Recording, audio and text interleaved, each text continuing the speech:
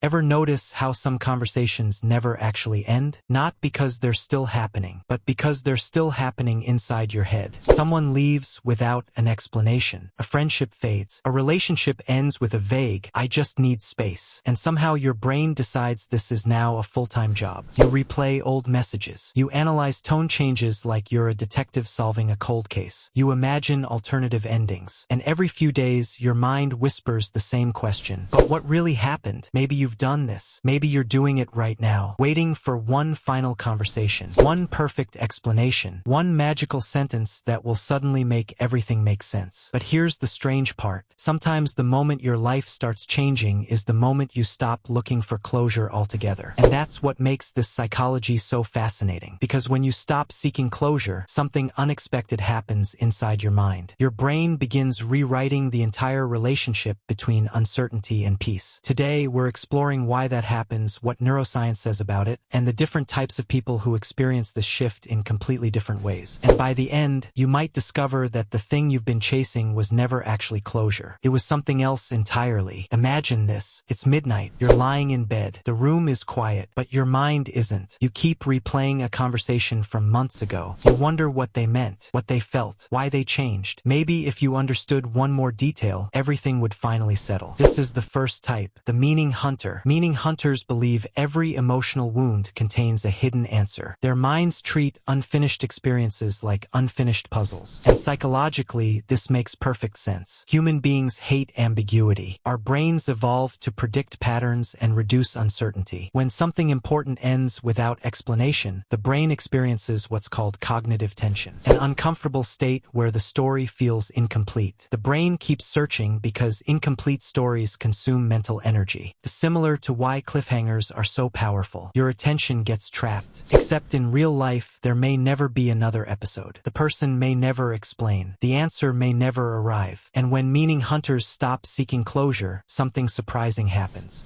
First, anxiety increases because the brain loses its mission. But gradually, the brain begins accepting uncertainty as part of reality rather than a problem to solve. The emotional loop weakens. The mental replay slows, not because answers appeared, because the need for answers started disappearing. And for many people, that's the first taste of freedom. Then there's another profile, the emotional negotiator. This person isn't really searching for closure. They're secretly negotiating with the past. You've probably seen this. Maybe you've done it. Someone says they're looking for answers, but deep down they're hoping for a different ending. A text message, an apology, a return, a reversal. The search for closure becomes a disguised form of hope. Psychologically, hope can be beautiful, but it can also keep people emotionally suspended. Because as long as the story feels unfinished, the emotional attachment remains active. The brain continues investing energy into a future that may never happen. And here's where things get interesting. When emotional negotiators stop seeking closure, they often experience grief. Real grief. Not because they lost the person, but because they finally lose the fantasy, the imagined future, the alternate ending, the version where everything works out. And strangely enough, that grief often creates genuine healing. Because now the brain is processing reality instead of possibilities. The attachment begins shifting from what could have been to what actually is. And that's when emotional energy starts returning. Not all at once, but little by little. Now here's the twist. Some people experience the exact opposite reaction. Meet the identity builder. For identity builders, closure isn't about the event. It's about what the event says about them. A rejection becomes, what does this mean about me? A breakup becomes, was I not enough? A betrayal becomes, how could I not see it? The brain isn't searching for answers about the other person. It's searching for answers about itself. Neuroscience shows that our brains naturally create narratives to maintain a stable sense of identity. We want coherent stories. We want explanations that protect our understanding of who we are. But life rarely cooperates. Sometimes people leave for reasons that have nothing to do with us. Sometimes there isn't a satisfying explanation. Sometimes the story remains incomplete. And when identity builders stop seeking closure, they often discover something profound. Their identity becomes less dependent on other people's behavior. They stop asking, what does this mean about me? And start asking, what do I choose to believe about myself now? That's a completely different question. One hands power away, the other brings it back. But perhaps the most interesting type is the quiet rebel. These are people who eventually realize something most of us never consider. Closure is not always always something you find. Sometimes it's something you create. Think about that. Most people spend years waiting for an external event, an explanation, an apology, confession, a final conversation. The quiet rebel stops waiting, not because they don't care, not because they're emotionally detached, but because they've recognized a hidden psychological truth. Understanding and peace are not the same thing. You can understand everything and still feel hurt. You can know every detail and still feel angry. You can get the explanation you've wanted for years and discover it changes absolutely nothing. Because peace doesn't come from complete information. Peace comes from acceptance. And acceptance is an internal process. The brain slowly learns that uncertainty isn't dangerous. An unanswered question isn't an emergency. An unfinished story isn't a threat. And once that realization takes hold, something shifts. The mind becomes quieter. The emotional weight becomes lighter. The past loses its grip. Not because it was explained, because it was released. And maybe that's the hidden meaning behind all of this. Maybe closure was never the destination. Maybe the real transformation happens when you stop demanding certainty from life. When you stop insisting every chapter explain itself. When you stop treating unanswered questions like open wounds. Because life is full of unfinished stories. Conversations that never conclude. Relationships that never fully make sense. People who never explain themselves. And yet somehow the healthiest minds learn to move forward anyway. Not because they have all the answers, because they no longer need them. So here's the question. Which type sounded most familiar? Are you the meaning hunter searching for explanations? The emotional negotiator holding onto a different ending? The identity builder trying to understand what it all says about you? Or the quiet rebel learning to create peace without permission from the past? Maybe you're a mix of all four. Most people are. And if this topic made you reflect on your own unfinished stories, share your thoughts below. Because sometimes hearing another person's experience reminds us that uncertainty is a universal part of being human. And in the next video, we're exploring another hidden pattern of the mind. Why some people secretly feel uncomfortable when they finally get what they've always wanted. Because surprisingly, the brain doesn't always react to success the way we expect. And once you understand why, you'll start seeing your own ambitions very differently.